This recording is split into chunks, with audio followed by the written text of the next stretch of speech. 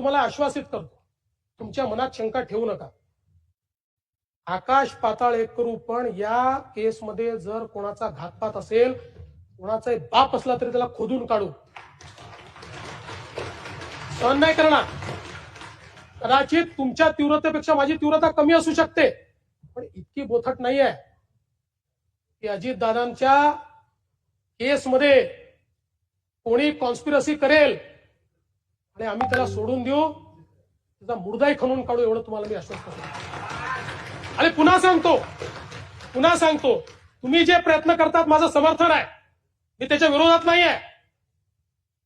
फक्त ते प्रयत्न करत असताना माझी तुम्हाला विनंती आहे, तुम्ही तरुण आहात, इतरांची तीव्रता कमी आहे असं तुम्ही समजू नका.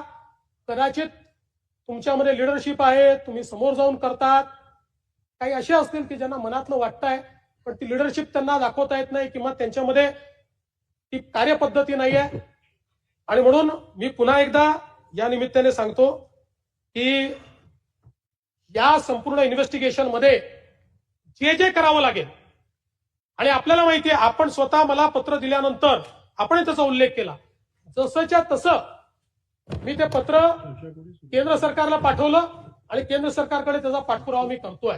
आणि म्हणून निश्चितपणे या संदर्भात मला असं वाटतं की कोणत्याही परिस्थितीमध्ये आपण यात काहीही चुकीचं हे होऊ देणार नाही, हे या निमित्ताने मी आपल्याला सांगतो.